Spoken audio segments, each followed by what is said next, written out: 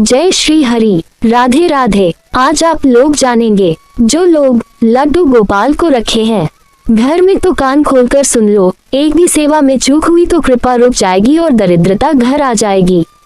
मात्र मूर्ति नहीं, ये स्वयं नंदलाल हैं। इन्हें भोग, स्नान और वस्त्र का हर नियम जान लो, वरना पछताना पड़ेगा। 2 लाइन मेरे प्यारे सब्सक्राइबरों के लिए। जो बात बताने जा रहे हैं वो आपके भाग्य को बदल सकती है। आखिरी तक देखना, दिल से लाइक और सब्सक्राइब करना ना भूलना। लड्डू गोपाल के बारे में पूरी जानकारी दी गई है इसमें। लड्डू गोपाल जी रखने वाले जरूर सुने महाराज जी के कहे वचनों से। हे मेरे प्यारे भक्तों, जो लड्डू गोपाल जी को अपने घर में रखते हैं, जिनके घर में स्वयं बाल रूप भगवान श्री कृष्ण विराजमान है, वे कान खोलकर सुन लें। ये सेवा साधारण सेवा नहीं है, ये एक ऐसा सौभाग्य है जो जन्मों के पुण्य से प्राप्त होता है। लेकिन यदि इस सेवा में त्रुटि हो जाए, यदि नियमों की अनदेखी हो जाए, तो यही सौभाग्य विपरीत फल भी देने लगता है। इसलिए मेरे लाल, प्रेम पूर्वक, श्रद्धा पूर्वक और नियम पूर्वक लड्डू गोपाल जी की सेवा करें।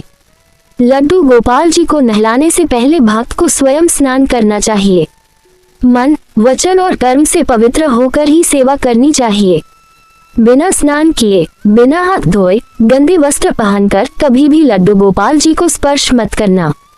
जैसे मंदिर में प्रवेश करते समय हम पवित्र होकर जाते हैं, वैसे ही लड्डू गोपाल के मंदिर स्वरूप स्थान पर भी शुद्धि आवश्यक है। नहलाने के लिए तांबे या चांदी के पात्र का प्रयोग करें। जल में गंगा जल मिलाएं, थोड़ा सा दूध, थोड़ा सा केसर और तुलसी दल उस जल में अर्पित करें।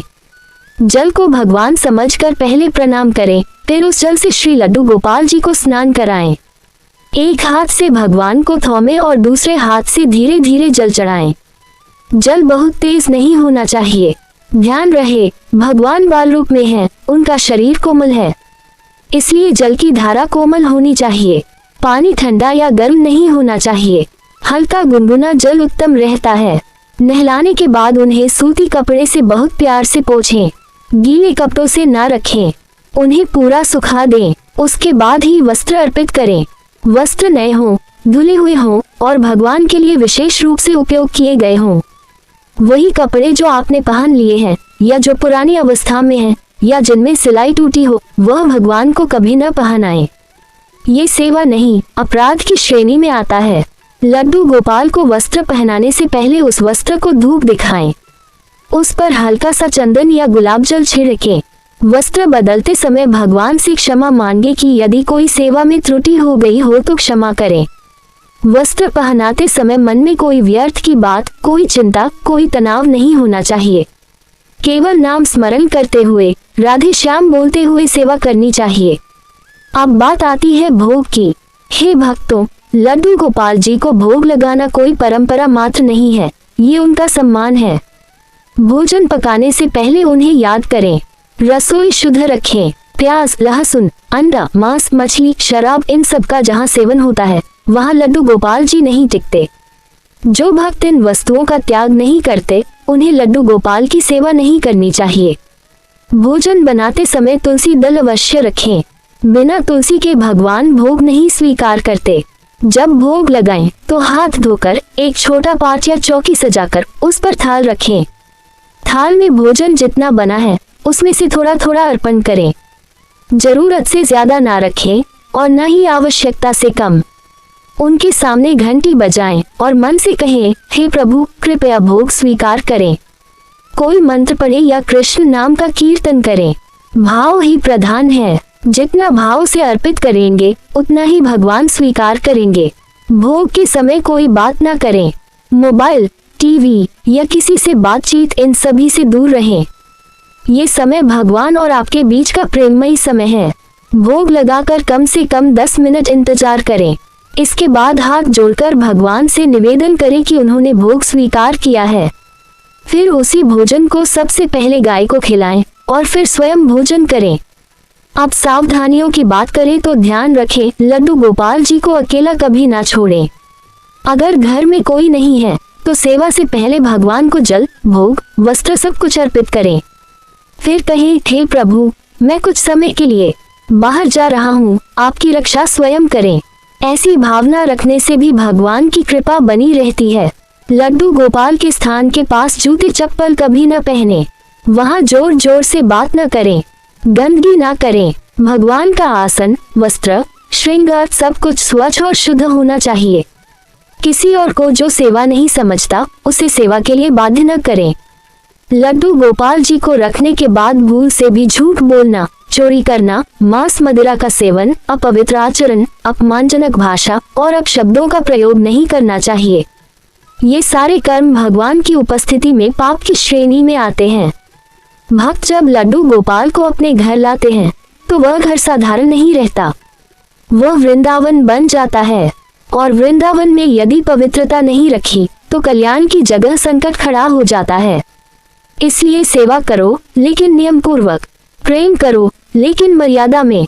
ये सेवा श्रृंगार नहीं, ये सेवा तप है। ये पूजा नहीं, ये साक्षात साक्षात्कार है। लड्डू गोपाल जी रखने वाले जरूर सुने। हे मेरे लाल, में हमने जाना कि भगवान लड्डू गोपाल जी को स्नान कैसे कराना है, वस्त्र कैसे पहनाना है, भोग कैसे अर्पित करना है और किन बातों का विशेष ध्यान रखना है। अब आगे बढ़ते हैं और उस सेवा के उन पक्षों को जानने का प्रयास करते हैं जिनका पालन यदि नहीं किया गया तो वह सेवा अधूरी मानी जाती है। लड्डू गोपाल जी की सेवा में समय का विशेष ध्यान रखना चाहिए। सेवा के लिए एक निश्चित समय निर्धारण करें, जैसे सूर्योदय से पहले मंगला आरती, फिर स्नान, फिर श्रृंगार और फिर भोग। भगवान दिन भर घर में कैसे रहें, ये समय के अनुसार तय हो। कोई दिन ऐसा ना जाए जब भगवान को बिना स्नान, बिना भोग, बिना सेवा के रख दिया जाए। एक दिन भी ऐसा बीत जाए तो समझो भगवान की कृपा रुक जाती है। जो भक्त सेवा करते हैं उनका हृदय भी सेवा में होना चाहिए। सेवा करते हुए अगर मन में द्वेष, घृणा, क्रोध, ईर्ष्या, अभिमान, अपमान या तुच्छता की भावना हो तो सेवा निष्फल हो जाती है। इसलिए सेवा करने से पहले अपने चित्त को शांत करो। एक दीपक जला दो और कह दो, हे प्रभु, मैं दोषपूर्ण हूँ, मेरी सेवा में त्रुटि हो सकती है, कृपया मेरी सेवा को स्वीकार करें। लड्डू गोपाल जी के लिए विशेष वस्त्र ही बनवाएं। त्योहारों पर नए वस्त्र अर्पित करें। रक्षाबंधन पर राखी बांधें। जन्माष्टमी पर पालना सजाएं। दीपावली पर नया बिस्तर, नया वस्त्र, नया श्रृंगार दें। होली पर अबीर गुलाल से श्रृंगार करें, लेकिन आँख, कान, मुंह में रंग न जाए इसका ध्यान रखें। अब बात आती है रात्रि सेवा की। बहुत लोग केवल दिन में सेवा कर लेते हैं लेकिन रात्रि में भगवान को उसी अवस्था में छोड़ देते हैं। हे भक्तों, रात को सोने से पहले लड्डू गोपाल जी को बिस्तर दें। एक छोटा सा पलंग जिसमें मुलायम गद्दा, तकिया और चादर हो। रात्रि दूध का भोग अर्पित करें। घंटी बजाकर कहें, प्रभु, रात्रि विश्राम का समय हो गया है, कृपया विश्राम करें। यदि आप रात को सेवा नहीं कर सकते तो भगवान से क्षमा मांगिए, लेकिन उन्हें अकेला अंधेरे में न छोड़ें। एक दीपक जो संपूर्ण रात्रि तक जलता रहे वो पास में रखें। रात्रि में ऊंचे स्वर में टीवी, मोबाइल या तेज गानों का प्रयोग नहीं करें। ये सारे स्वर भगवान को कष्ट देते हैं। लड्डू गोपाल जी की सेवा करने वाला यदि बीमार हो जाए या महिला माहवारी अवस्था में हो तो सेवा किसी अन्य स्वच्छ व्यक्ति से करवाएं। यदि कोई और नहीं है तो भगवान को हाथ जोड़कर विनयपूर्वक कहें, प्रभु, मैं सेवा योग्य नहीं हूँ, कृपया मेरी स्थिति समझें, मेरी त्रुटि क्षमा करें। और सेवा से पहले स्थान शुद्ध रखें, बातों में शुद्धता रखें और तन, मन, वचन से सेवा को स्वीकार करें। जो महिलाएं श्रृंगार करती हैं वे भगवान का श्रृंगार न करें जब तक पूर्ण रूप से शुद्ध न हों। और जो पुरुष तंबाकू, सिगरेट, शराब या अन्य व्यसन करते हैं वे भगवान को स्पर्श भी न करें। यह पवित्रता भगवान को अत्यंत क्लेश देती है और जिस घर में भगवान को क्लेश होता है वहाँ शांति और समृद्धि नहीं ठहरती। अब जानिए क्या नहीं करना चाहिए। लड्डू गोपाल जी को कभी भी ऐसे स्थान पर न रखें जहाँ जूते चप्पल निकलते हों। बाथरूम के पास, रसोई गैस के नीचे या ऐसे स्थान पर जहाँ धूल और कीचड़ का प्रभाव हो वहाँ सेवा करना निषिद्ध है। भगवान को ऐसे स्थान पर रखें जहाँ वातावरण शांत, स्वच्छ और पवित्र हो। वहाँ तुलसी का पौधा हो, अगरबत्ती, दीपक, धूप, पुष्प, शंख, घंटी आदि से वातावरण दिव्यता से भरा हो। भगवान के पास झूठ बोलना, लड़ाई करना, कटु शब्द कहना या किसी का अपमान करना ये सब पाप के बराबर है। जो घर लड्डू गोपाल जी का है वहाँ सत्य, सेवा और संकल्प का वास होना चाहिए। झूठा पानी, झूठा भोग, गंदे हाथ ये सब अर्पण मत करना। कभी भी सेवा को बोझ न समझें। सेवा आनंद है। जब ये बोझ लगे तो भगवान को ससम्मान किसी और को सौंप दें जो सेवा कर सके। भगवान की उपेक्षा मत करें। उन्हें रखने के बाद यदि सेवा नहीं कर पा रहे तो ये सबसे बड़ा अपराध होता है।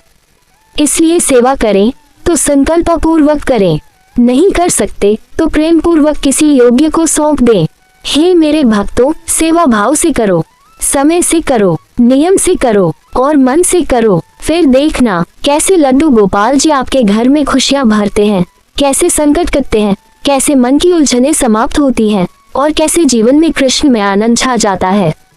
ये सेवा कोई साधारण सेवा नहीं, यह अपने घर में साक्षात श्री कृष्ण को पालने में झुलाने की सेवा है। ये वो पुण्य है जो जन्मों जन्मों में भी नहीं मिलता। इसलिए संभल कर सच्चे भाव से, सटीक नियमों से और श्रद्धा के साथ इस सेवा को निभाएं। प्यार से लिखो, जय श्री हरि, राधे राधे।